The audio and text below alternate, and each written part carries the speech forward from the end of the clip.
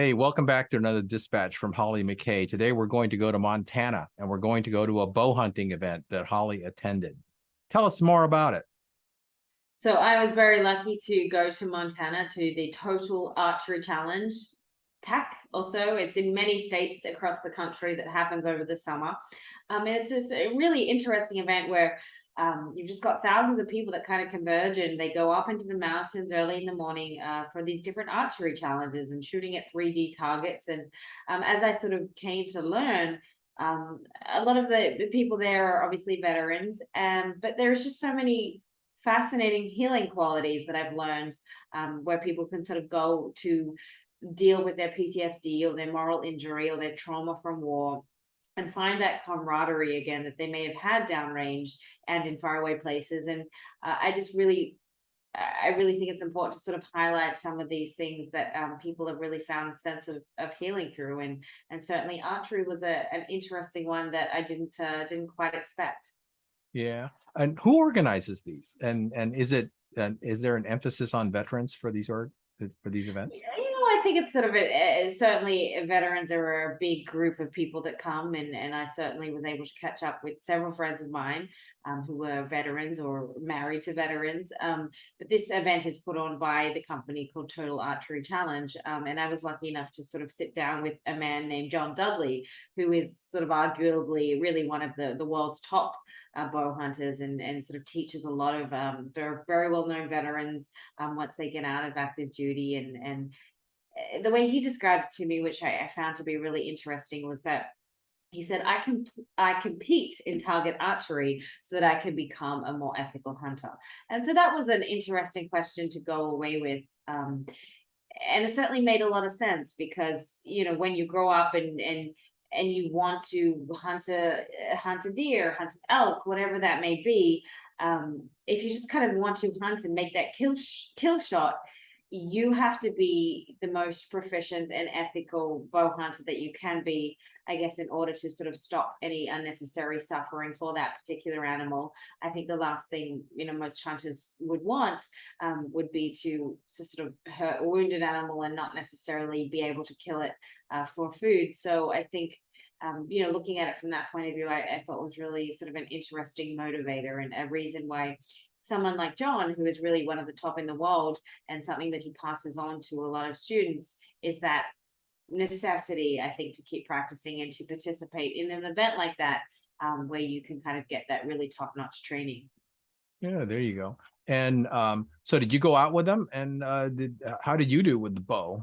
I didn't really, this wasn't really sort of an opportunity to kind of learn. This was more for people that were ready to go, but I certainly would love the opportunity of giving it a go sometime. I think it could be, yeah, a sort of a fascinating experience um, to make that shot, whether you're looking at a 3D target or something else. But I think there's something, anytime that you can really focus your brain like that, anytime that you can really zero in and get rid of a lot of the extraneous things in our lives and just really focus on one thing, I think there's a lot of benefit that all of us can take from that.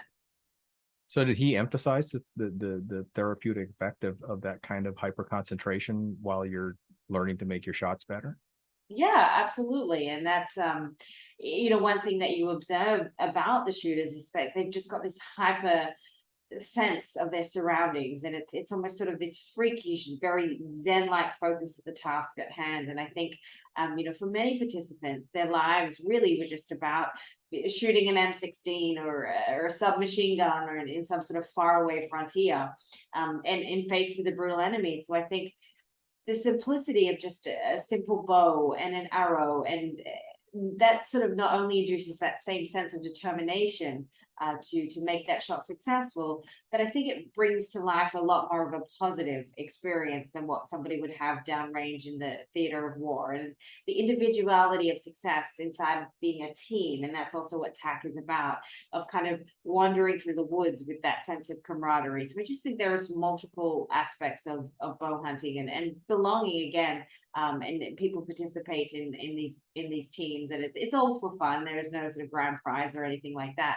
But I think that is it's just sort of something that I think a lot of veterans or anyone really that has sort of trauma to work through can kind of get a lot out of.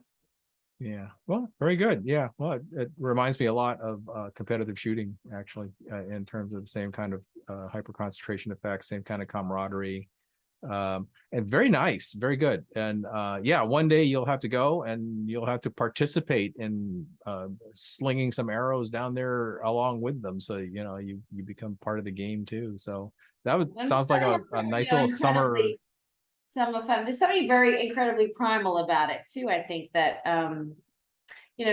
bow shooting, bow hunting in 72, something, I believe it was traced to 72, thousand sort of years ago that they found remnants of species, I guess, whatever you want to call it at that point in time, using this kind of method. So there's such a rich history to it too. And if you read the article, I sort of go into detail about kind of the evolution of the bow. Yep, there you go. All right. Well, sounds like a fun thing that you got to do this summer, and people get to read a little bit about the adventure that you had while doing it. Thank you, Hollie, and we'll talk to you again soon. Thank you, Dennis.